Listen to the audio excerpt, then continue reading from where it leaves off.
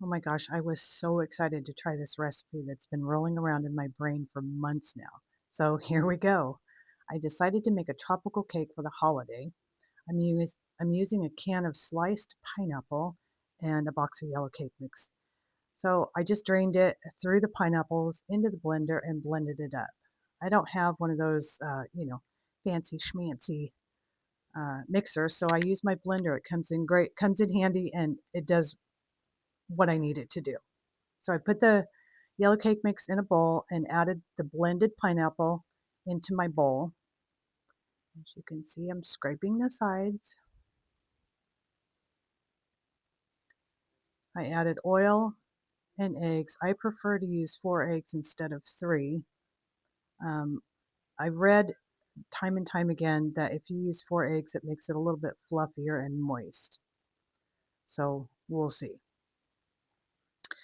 But if you're following the cake mix directions, that's awesome. Sometimes I do, sometimes I don't. I like to go off the beaten path when it comes to making desserts. It's your preference, though.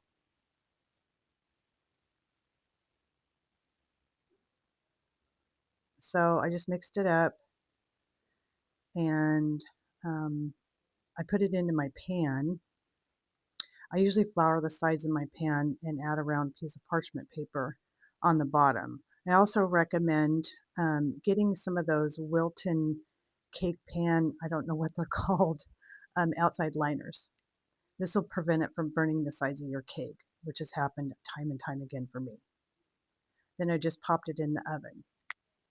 While it's cooking, I like to make my own cake plates out of cardboard from used boxes. I cover it with aluminum foil and seal it with Glad 3-in-1 seal. When the cake was done, it turned out it turned out super thin, so I'll add a middle flavor to give it some height. I used my cake slicer wire thing to make two parts. So for the filling, I used vanilla pudding mix, heavy cream, and some coconut extract. I did mix this incorrectly. I was in a hurry and it came out a little lumpy, but that's okay. It's the middle flavor and no one will know and it doesn't hurt. The correct way to make homemade filling is to beat 2 cups of heavy cream first for about 5 minutes, which I didn't do, or until it's super thick. Then add your pudding flavor and any extract you desire to punch up the flavor. It turned out so yummy and tasted like a tropical blast in my mouth. It was really good.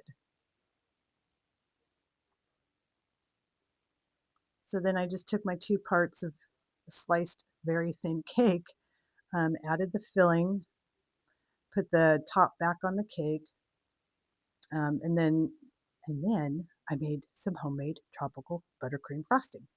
And here's how I did that.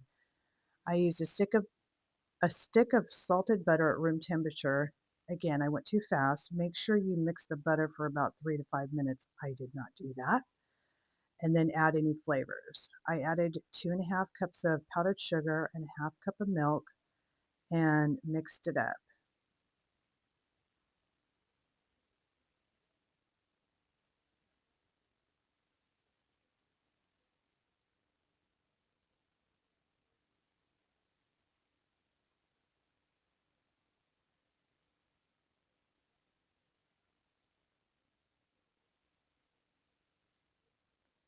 I added some vanilla, some leftover pineapple juice from the same jar of the pineapples that I put in the cake.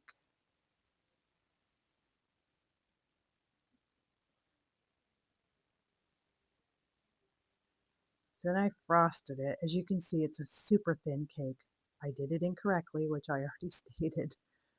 Um, Anyways, I frosted it and added some cherry toppings that I had left over from a cheesecake I had made earlier that day, again for the holiday, Thanksgiving. And I topped it off with some toasted coconut flakes, and it turned out ugly, very ugly. But let me tell you, it was one of the best cakes I've ever made.